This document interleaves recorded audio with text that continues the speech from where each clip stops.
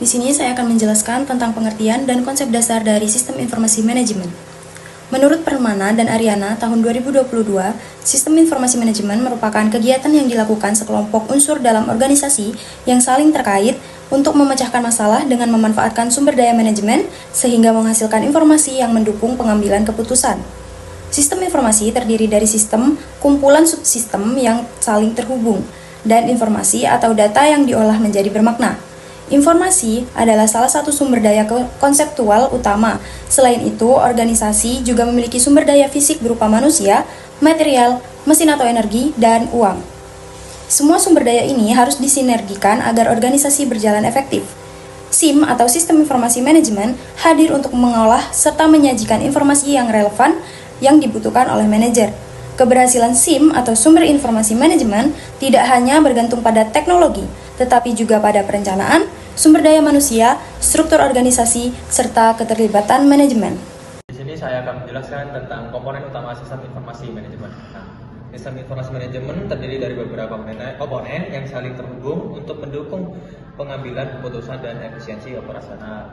Komponen yang pertama yaitu ada hardware. Hardware sendiri adalah perangkat fisik yang menjadi infrastruktur utama SIM untuk memproses, menyimpan, dan mendistribusikan informasi. Fungsi hardware sendiri adalah menyediakan sarana pemrosesan dan penyimpanan data. Contoh seperti server database perbankan dan mesin pos di retail dan laptop administrasi. Nah, komponen yang kedua adalah software. Software sendiri adalah program yang digunakan dalam SIM untuk mengelola data, mengatur perangkat keras, serta memfasilitasi proses bisnis organisasi. Nah, untuk komponen yang kedua yaitu ada software. Software sendiri adalah program yang digunakan dalam SIM untuk mengelola data, mengatur perangkat keras, serta memfasilitasi proses bisnis organisasi. Nah, software sendiri dibagi menjadi dua, yaitu ada software sistem dan software aplikasi. Software system fungsinya untuk mengatur perangkat keras dan dasar operasi komputer. Contoh sendiri adalah ada Windows, Linux, dan Mac OS. Nah, untuk software aplikasi fungsinya sendiri yaitu untuk mendukung kebutuhan tertentu, mengotomatisasi proses bisnis dan menghasilkan laporan. Nah, contoh aplikasi akuntansi dan ERP dan sistem akademik. Untuk komponen yang ketiga yaitu adalah data. Data sendiri adalah kumpulan fakta atau angka yang diolah menjadi informasi bermakna. Fungsi data sendiri yaitu dasar analisis dan pengambilan keputusan. Contohnya itu ada misalnya kayak data nilai mahasiswa itu dijadikan IPK. Nah, terus ada juga data penjualan harian yang dijadikan menjadi tren bulanan. Selanjutnya ada prosedur. Nah, prosedur sendiri adalah langkah atau aturan standar dalam mengolah dan menggunakan informasi. Nah, fungsinya prosedur ini adalah menjaga konsistensi, mengurangi kesalahan, dan meningkatkan efisiensi. Contohnya yaitu prosedur input data mahasiswa dan verifikasi transaksi online perbankan. Nah, untuk yang pertama ada people. People itu adalah individu yang menjalankan, mengelola, dan menggunakan sistem. Fungsi people sendiri adalah mengoperasikan sistem, memberi masukan, dan memanfaatkan informasi. Nah, contoh, staf IT memelihara server, manajer pengguna dashboard, dan mahasiswa akses portal akademik. Yang kedua ada network atau jaringan.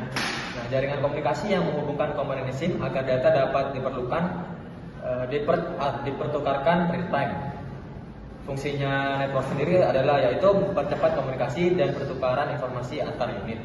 Nah, untuk contohnya network ini adalah intranet antar departemen, e-learning berbasis internet.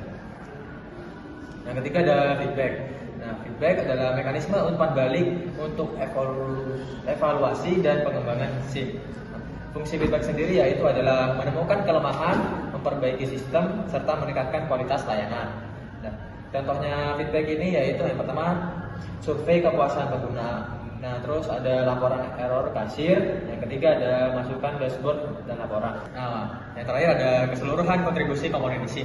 Nah, ketujuh komponen SIM ini saling melengkapi, yaitu hardware dan software berfungsi sebagai infrastruktur teknis, data menjadi inti, prosedur sebagai standar, manusia sebagai penggerak utama, dan juga jaringan sebagai penghubung dan feedback sebagai sarana evaluasi.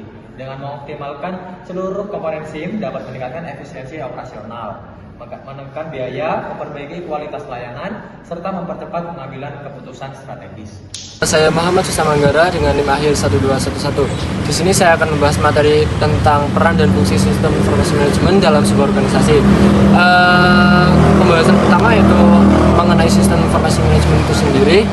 Secara sederhana, sistem informasi manajemen adalah sistem yang dirancang untuk mengubah data mentah dari berbagai sumber internal dan eksternal menjadi informasi yang berguna bagi manajer di semua tingkatan organisasi untuk membuat keputusan yang lebih baik. Saya beri analogi seperti ini untuk kalian pahamin. Anggap sistem informasi manajemen sebagai sistem saraf pusat bagi sebuah organisasi yang mengumpulkan informasi dari seluruh tubuh atau bisa disebut departemen dan memprosesnya di otak sebagai manajemen dan membantu mengirimkan perintah untuk tindakan yang tepat. Jadi tujuan utamanya adalah memastikan informasi yang tepat sampai kepada orang yang tepat pada waktu yang tepat dalam format yang tepat. Kemudian kita membahas peran sistem informasi manajemen itu sendiri. Ada 3 peran utama yang membuat sistem informasi manajemen begitu krusial. Yang pertama, sebagai pendukung pengambilan keputusan. Ini adalah peran utamanya. Sistem informasi manajemen menyediakan laporan dan analisis yang akurat sehingga keputusan yang diambil bukan lagi berdasarkan tebakan, melainkan berdasarkan fakta. Dari keputusan strategis di tingkat direksi hingga keputusan operasional harian di tingkat supervisor. Yang kedua, meningkatkan efisiensi operasional. SIM mengotomatisasi banyak tugas manual yang berulang, seperti rekap penjualan harian atau perhitungan gaji. Ini tidak hanya menghemat waktu dan biaya, tetapi juga mengurangi resiko human error. Yang terakhir atau yang ketiga itu menciptakan keunggulan kompetitif. Di era persaingan ketat, seperti sekarang, perusahaan yang paling cepat mengolah informasi adalah pemenangnya. Dengan SIM, perusahaan bisa lebih cepat merespon perubahan pasar, memahami keinginan pelanggan lebih dalam, dan meluncurkan produk yang lebih inovatif dibandingkan pesaingnya yang lain. Kemudian kita membahas peran SIM berdasarkan level manajemen. Ada 3 peran SIM berdasarkan level manajemen. Yang pertama itu operasional. Nah, ini adalah tim di lapangan, para supervisor yang butuh data cepat dan detail buat kerjaan sehari-hari. Contoh pertanyaannya, stok barang di A di gudang sisa berapa sekarang? Nah, sistem manajemen di sini fungsinya kayak mesin kasir atau sistem absensi yang mencatat semua transaksi secara rinci, cepat, akurat, dan detail banget. Yang kedua tuh ada level tengah, taktis.